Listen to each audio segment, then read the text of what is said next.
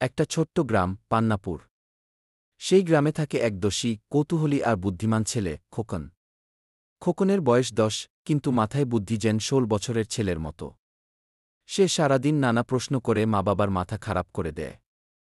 মা, পাখিরা আকাশে পড়ে না কেন? বাবা, টিভির মানুষগুলো আমাদের দেখতে পায়।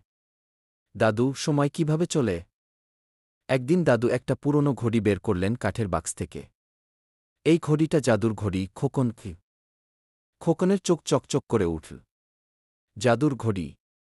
কি করে এটা? দাদু হাসলেন, যদি একদম ঠিক সময়ে ৩ বার ঘড়ির মাথা ঘোরাও, তাহলে তোমার ইচ্ছা পূরণ হতে পারে কি। খোকন ঠিক করল, সে এবার আর স্কুলে দেরি করবে না। পরদিন সকালে সে ঠিক সময়ে ৩ বার ঘড়ির মাথা ঘুরাল। আমি চাই আজ স্কুলে সময়ে পৌঁছে যাই, আর টিচার আমাকে বেস্ট স্টুডেন্ট বলুক।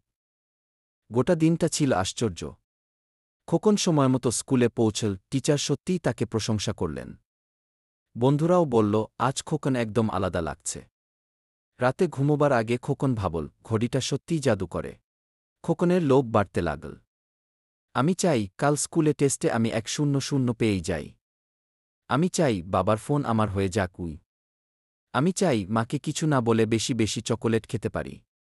প্রথমে ঘড়ি তার সব ইচ্ছা পূরণ করল। কিন্তু ধীরে জিনিসপত্র গুলিয়ে যেতে লাগল। খোকন বাবার ফোন পেয়ে গেম খেলতে রাত পার করল, পড়াশোনা সব গুলিয়ে গেল। চকোলেট খেতে পেট খারাপ হল, আর মা রেগে গেলেন।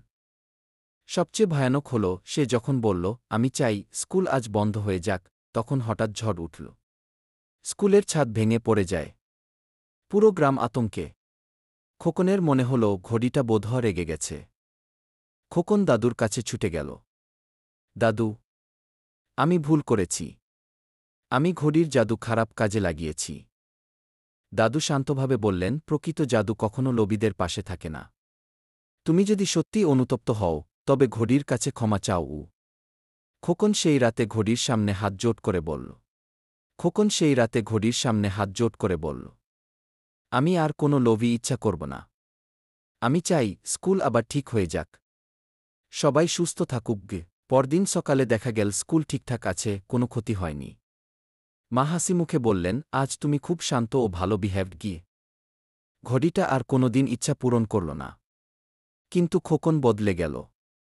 সে এখন পড়াশোনায় মনোযোগী, মাকে সাহায্য করে, বন্ধুদের নিয়ে খেলে। দাদু একদিন বললেন, জাদু কি শুধু ঘড়িতেই ছিল, খোকন? খোকন হেসে বলল, না দাদু, সত্যিকারের জাদু তো নিজের ভালো ইচ্ছে আর সৎ মনোভাবেই। লোভের জাদু ক্ষণস্থায়ী, কিন্তু সততার শক্তি দীর্ঘস্থায়ী। ছোটদের বোঝানো যায়, অত্যাশা নয়, চেষ্টাই সব কিছু। ধন্যবাদ।